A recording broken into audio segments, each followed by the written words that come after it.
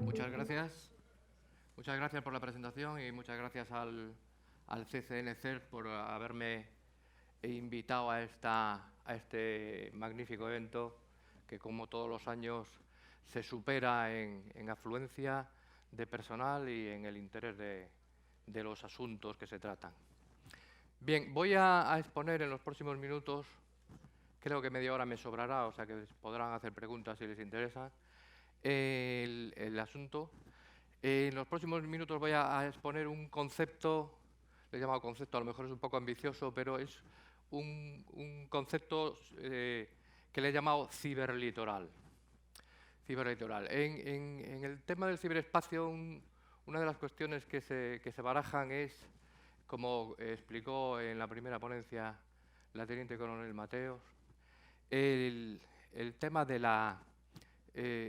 saber lo que está pasando ahí, ¿no? O sea, el ciberespacio es una abstracción y necesitamos conocerla y expresar, primero entenderla nosotros mismos y luego transmitir nuestra experiencia o nuestros conocimientos al que toma las decisiones, que generalmente no es un experto en las operaciones en el ciberespacio y en el ciberespacio mismo, y necesita claridad y necesita entender lo que el ciberespacio puede suponer.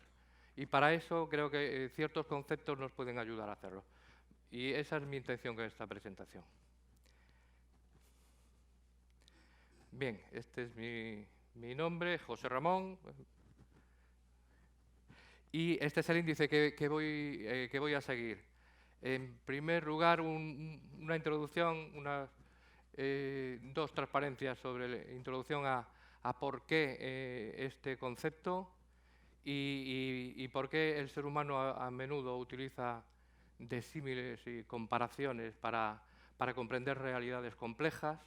Luego ya entro en materia hablando del ciberlitoral y para terminar unas conclusiones.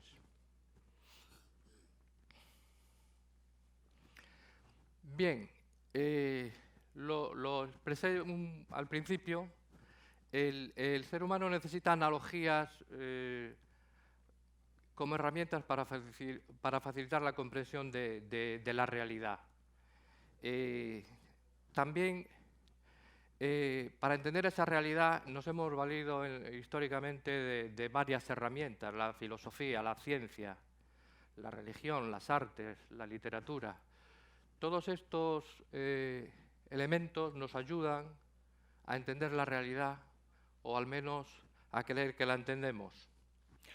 El ciberespacio es algo nuevo, algo que ha surgido, es una realidad virtual, una contradicción en los términos, es como decir inteligencia militar en algunos aspectos, pero sin embargo esta realidad virtual, algo que no existe, interacciona y tiene relaciones con el mundo físico, con el mundo real, y también con el mundo o el universo cognitivo, con el conocimiento, con la mente de las personas. La Real Academia Española, la RAE, define real como algo que tiene existencia objetiva. La definición es la que es, pero yo la interpreto como algo que se puede tocar, que se puede ver y que, independientemente del observador, ese elemento existe. En el caso del ciberespacio no está tan claro, porque para muchos el ciberespacio es algo que no existe. Realmente, lo que existe son los componentes del ciberespacio y una serie de códigos que el ser humano o las máquinas interpretan de una determinada manera, como han sido programados por una persona. Entonces, el ciberespacio no deja de ser una abstracción, pero es una abstracción que es una construcción humana, y en esta abstracción se materializan conflictos, lo mismo que en los entornos físicos, tierra, mar, aire, espacio. y el ciberespacio en este caso. El objetivo final de toda guerra, como sabemos, las guerras, uno de los componentes son las operaciones militares, pero no siempre hay guerras económicas. O sea, antes de llegar a la fuerza, al uso de la fuerza, se pasan por varios estados. Es siempre la voluntad del adversario. Nunca es derrotarlo por derrotarlo, sino se trata de vencer o de convencer. Volvemos a la dicotomía entre lo virtual y lo físico. Vencer mediante la fuerza algo físico, convencer mediante algo virtual, como puede ser la persuasión, la coacción. En resumen, para ayudar a comprender el ámbito de las operaciones militares me voy a basar en una analogía naval. Entre los diversos dominios o entornos existen unos espacios de transición en que no es ni A ni B, sino una cosa diferente. En el caso de los espacios marítimos, hablamos del litoral, que aparte de ser una marca bastante buena de fabada, se refiere, según la RAE, el litoral lo define como algo perteneciente o relativo a la orilla o costa del mar. Bien, el litoral es donde se toca la tierra y el mar. En las operaciones navales el litoral tiene un tratamiento específico, diferente al del mar abierto. Ese tratamiento específico no es el objeto de esta presentación, pero sí diré que hay fuerzas diseñadas específicamente para operar en esa franja de transición, como puede ser la infantería de marina, como pueden ser los buques de desembarco, como el LCS, es el Littoral Combat Ship, que están desarrollando en Estados Unidos. Es un buque que está diseñado para operar cerca de la costa, puesto que tiene unas características, ese entorno es muy particular y necesita un sistema o un conjunto de sistemas que sean capaces de operar en ese entorno complejo. Por otro lado, esa transición entre entornos no es una línea, nunca es una línea, siempre hay una franja, es un espacio de transición, como digo ahí al principio. Hablamos cuando nos referimos al litoral de espacio marítimo terrestre, de aguas poco profundas. La OTAN tiene incluso un centro de excelencia para operaciones en aguas poco profundas, shallow waters. Hablamos de estrechos, hablamos de proyección de poder naval sobre tierra en esa franja. Hablamos de bloqueos que se hacen desde la mar a la tierra. Hablamos de puertos que están en la zona de transición entre tierra y mar. Hablamos de islas que están en ese espacio también litoral en general. Bien, de la observación de la realidad a la abstracción. El ciberespacio, como quedó claro en la primera presentación de esta mañana, es algo que no se siente, no se ve, no se toca, y cuando los sentidos no nos ayudan, tenemos que recurrir a analogías, primero para entender y segundo y principal para explicar. Tradicionalmente se ha recurrido para explicar la electricidad, algunos se acordarán todavía que lo haya estudiado, a los símiles hidráulicos. De manera que un líquido circulando por unas tuberías se asemejaba o se quería explicar a los no iniciados en la electricidad, se les explicaba por qué circulaba la electricidad, por los conductores, debido a las diferencias de potencial, debido a diferencias de altura, etcétera, etcétera. Esos símiles eran válidos para entender por qué se encendía una bombilla, o por qué un motor eléctrico giraba, o por qué una batería se cargaba, se descargaba, porque había corriente alterna, continua, etc.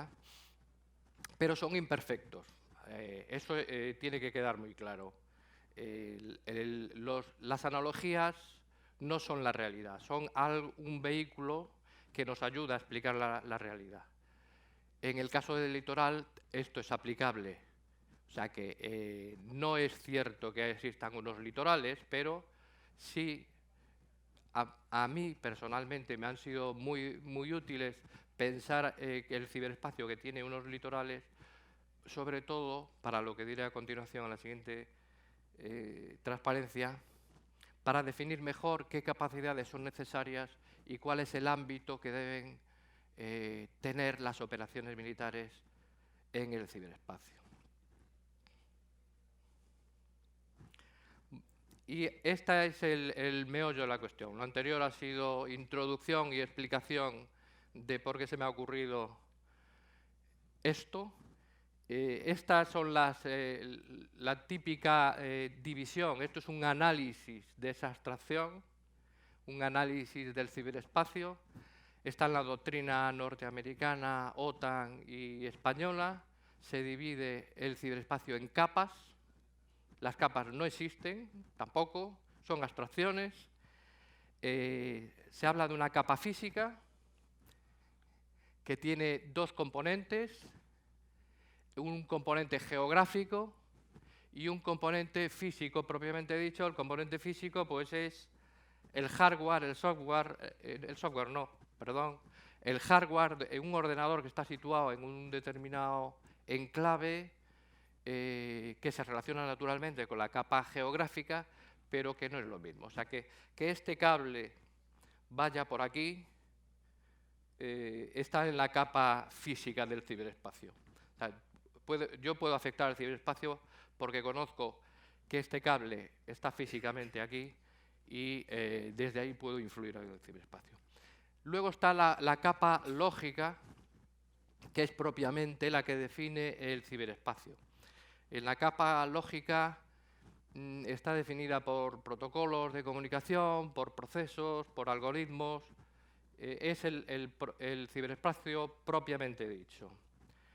Después está la capa social, que es donde el ser humano, que al fin y al cabo es el que ha ideado o ha maquinado el propio ciberespacio, interactúa y se aprovecha de su creación. Se aprovecha utilizando unos personajes, o sea, no es el ser humano, nadie entra en el ciberespacio como en Matrix, sino que nos creamos una personalidad que actúa sobre el ciberespacio y esta personalidad crea una o n ciberpersonalidades en el ciberespacio. Para mí, la capa lógica, la capa del ciberespacio propiamente dicho, es lo que denomino en el símil naval, que no hidráulico, el ciberespacio abierto. El ciberespacio abierto lo conocen los que navegan por esos mares del ciberespacio, y defino dos partes. Una que sería la alta mar, la navegación de altura, que es para los grandes navegantes que son capaces de entender y de manejar lo que ahí estarían el BGP, los protocolos que dicen cómo se interconectan los sistemas autónomos, etcétera, cosas que normalmente alguien que estudia o que se dedica a una red local ni sabe, ni le importa, ni conoce. También están los DNS ahí, los puntos neutros donde se interconectan todos los flujos de Internet en un país para optimizar el tráfico de red, la propia Internet. La cifra es importante también y estaría en ese nivel de alta mar. El tiempo es fundamental para el ciberespacio. Es un componente que supone sincronización, Si no tenemos la misma referencia de tiempo, no sabemos lo que está pasando en un sitio y en otro. Y luego hablo del cabotaje, de la navegación que ya no es de altura, va uno de puerto a puerto siempre a la vista de costa. Ahí metería las redes de área local, lo que es el CIS, lo que es el software también, cierto software, puede haber otro software que estaría ya metido en alta mar, naturalmente, porque todo esto se apoya en hardware y en software, en componentes físicos y en corrientes eléctricas. Después está el meollo de la cuestión, el primer ciberlitoral, el ciberlitoral físico. Aquí es donde el ciberespacio toca al mundo físico. Y al mundo físico lo toca de varias maneras. Primero, porque los componentes que dan existencia o sobre los que se apoya el ciberespacio están situados físicamente en algún sitio. Y segundo, porque también el ciberespacio actúa sobre el mundo físico, primero a través de sensores, o luego, simultáneamente, y después también a través de actuadores. Por ejemplo, un circuito cerrado de televisión conectado a Internet está recibiendo imágenes que se procesan en algún lugar del ciberespacio, se reconocen patrones, se reconocen caras, se reconocen personas, se obtiene información. Y por otro lado, actuando sobre el mundo físico también. El ciberespacio se programa para mover grúas, descargar barcos, contenedores, se programa para lanzar misiles, se programa para mover robots, se programa para muchísimas cosas. O sea que en ese litoral el ciberespacio está actuando sobre el mundo físico, recibiendo información por una parte y moviendo elementos físicos por otra. Aquí sitúo yo a todo lo que es la Internet de las cosas, naturalmente, que están en el mundo físico, a los robots y a los autómatas, los cables submarinos, las cámaras de circuito cerrado de televisión.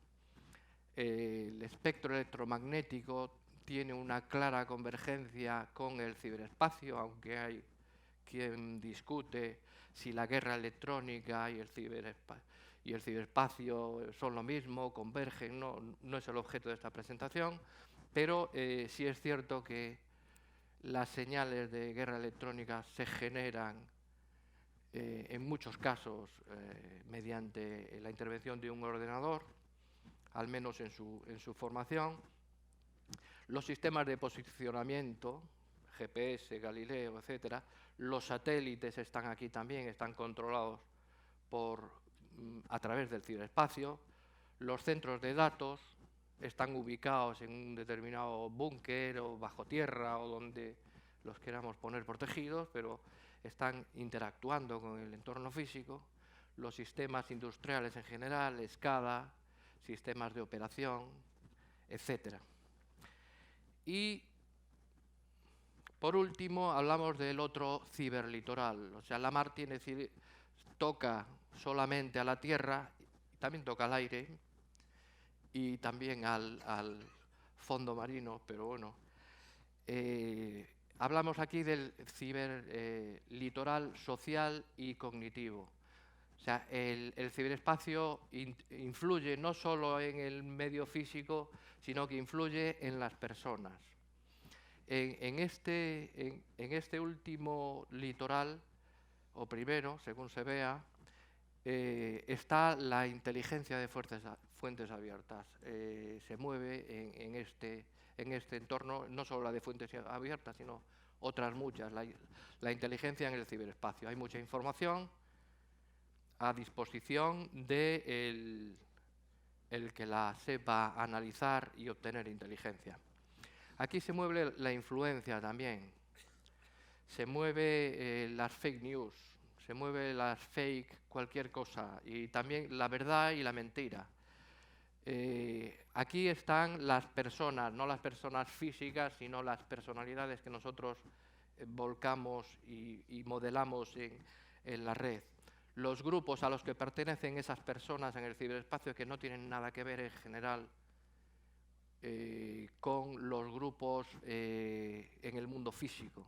Están relacionados, pero no son exactamente extrapolables, puesto que esos grupos no dependen de la ubicación física, y en el caso de Internet yo puedo estar asociado con alguien que esté en la otra parte del mundo sin ningún problema, cosa que en el mundo físico habitualmente tenemos que quedar para tomar algo. Hay otras limitaciones que en el ciberespacio las relaciones se efectúan de otra manera. Una cuestión clave es no solo los grupos a los que pertenezco, sino con quién estoy enlazado. Todo eso es conocimiento, es importante y hay que conocerlo. Y las ciberidentidades, que son, ayer hubo una presentación por la tarde también hablando de las ciberentidades, la cibersoberanía de España, etcétera, conceptualmente un tema muy interesante. ¿Y a dónde quiero ir con todo esto?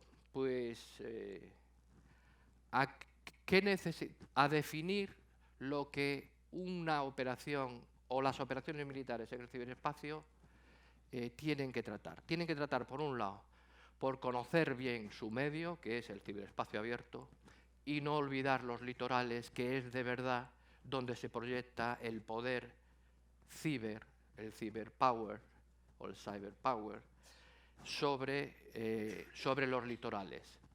O sea, en el espacio abierto solamente intervengo sobre los procesos que están ahí, pero la razón última sería influir sobre el entorno físico, influir sobre el entorno social y cognitivo, que es donde está la voluntad de ese adversario que hay que vencer o convencer. En resumen, los conocimientos y el adiestramiento, las habilidades de los cibercombatientes no se deben limitar a conocer y dominar la maniobra cibertáctica en el espacio abierto, sino que también deben ser capaces de usar y proyectar esa fuerza sobre los litorales para dominar el ciberespacio de interés. No voy a hablar más de la Cyber Situational Awareness, que ha sido tratada muy bien esta mañana en la primera ponencia, y incluso pongo un ejemplo de que las redes aisladas ahí serían como mares cerrados, en donde el poder naval también tiene algo que decir, aunque haya que llevar los barcos o construirlos allí mismo, dentro de esa red cerrada.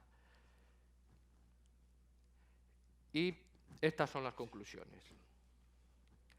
Las capacidades militares en el ciberespacio tienen que adaptarse a esa realidad virtual. El ciberespacio toca al mundo físico y al cognitivo en múltiples superficies. El espectro electromagnético, por ejemplo, teniendo en cuenta que ya las radios definidas por software son una realidad y lo serán más, en sistemas de control, como los sistemas de control industrial, los sistemas SCADA, los PLCs, Internet de las Cosas, etcétera, etcétera. Ahí la misma, no solo la tecnología de operación, sino la tecnología de información que controla o está asociada a esa tecnología de operación, a esos sistemas de control industrial, SCADA, PLCs, etcétera, también influye en ese litoral físico. Los vehículos autónomos, los enjambres de drones, armas autónomas. En el futuro probablemente los aviones y los barcos de guerra no estén tripulados o estarán tripulados por una o dos personas, como mucho. La inteligencia artificial y el Big Data y las tecnologías de diseño asistido, impresión 3D, redes sociales, influencers, fake, everything, realidad virtual, medicina, salud, todo esto es donde el ciberespacio está influyendo y cada vez más. Las acciones en el ciberespacio tienen efectos en el mundo físico y el cognitivo, como queda dicho. Es necesario contar con una visión general que abarque suficientemente estos aspectos, no solo el aspecto puro de ciber, de las redes y de los sistemas. Para saber lo que está pasando necesitas sobre todo conocer bien esos litorales y para ello necesitas estar dotado de mucha información y mucha inteligencia. Es necesario contar con medios y personas para contrarrestar en el ciberespacio y en los ciberlitorales los efectos que el adversario quiera causar para perjudicar los intereses nacionales, la seguridad nacional principalmente. Y también es necesario, aunque creo que sí es necesario un control centralizado de las ciberoperaciones, eso no excluye de que las acciones tácticas en el ciberespacio sean de alguna manera autónomas. Es decir, que aunque exista un mando de ciberdefensa como tenemos, eso no excluye ni debe excluir en ningún momento que las fuerzas de tierra, mar y aire tengan una capacidad de ciberoperación completa, defensa, inteligencia a su nivel e incluso ofensiva al nivel táctico, siempre que no vaya a influir en la misión global encomendada, en este caso, al mando de ciberdefensa. Bueno, con esto he terminado. Si hay alguna pregunta, estoy a su disposición.